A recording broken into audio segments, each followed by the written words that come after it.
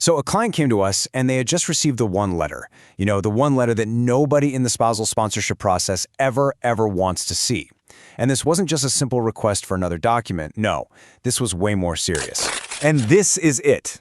This is the devastating message they received. It's called a Procedural Fairness Letter, or a PFL. And what it basically is Immigration, Refugees, and Citizenship Canada, or IRCC, telling you that your application is right on the verge of being refused. I mean, for this couple, their whole life together in Canada was just hanging by a thread. But, and here's the wild part of the story, it took only 35 days to turn this near-certain refusal into a full-blown approval. 35 days. So the big question is, how? Right? How on earth does a case that's on the brink of complete failure get turned around that fast? Well, let's break down exactly how it happened. Okay, so to really understand this incredible turnaround, you've got to look at the timeline. It just perfectly shows how quickly things can go from seeming totally normal to a full-blown crisis. So look at this. Their application gets acknowledged back in May of 2024, and then nothing, just silence. For over a year and a half, crickets. Then, bam. On December 24th of all days, the crisis letter shows up, questioning the entire relationship. But just watch what happens after a professional, strategic response was sent in. Just 2 weeks later, on January 8th, a positive sign. Then a few weeks after that, eligibility passed, and the very next day, approved. That insane turnaround just shows you the power of a proper response. Now, it's so easy to get angry in a situation like this, right? To think the immigration officer was being totally unfair.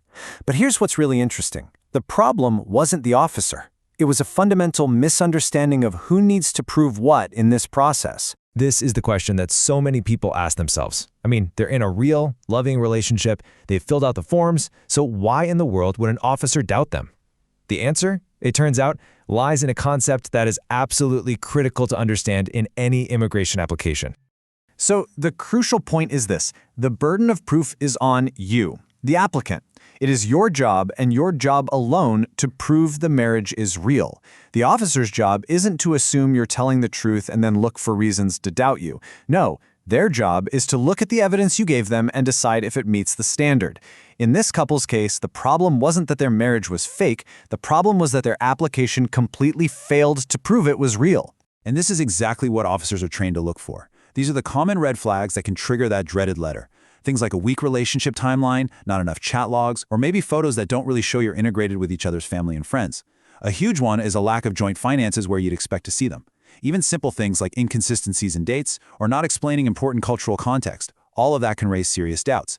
If your application has these kinds of gaps, you're basically inviting this level of scrutiny. So if the problem is a lack of proof, the solution becomes crystal clear, doesn't it? It's not about just sending it a bunch of random screenshots and hoping for the best. It's about a methodical, three-step strategy that directly tackles every single one of the officer's concerns. And this is the exact playbook that got that 35-day approval. First, you answer every single one of the officer's concerns directly, factually, not emotionally. Second, you build what we call an officer-ready package. Everything is organized, indexed, presented chronologically. You make it easy for them to say yes. And third, you match your evidence to a clear narrative, because evidence without a story is really just noise.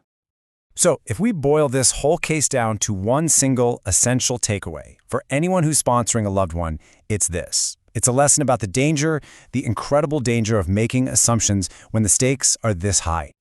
This phrase right here, "I think this should be enough," is probably one of the riskiest phrases in all of immigration. Spousal sponsorship is just not the place to guess or to assume. Because when you're wrong, you don't just lose time or money. You risk a refusal, years of forced separation, and an unbelievable amount of stress on your family. The stakes are simply way too high to gamble. And that's really what it all comes down to. This is the single most important thing to remember. Being in a real, loving relationship, that's the first step, but it's not the last. In the eyes of immigration, the proof is what matters.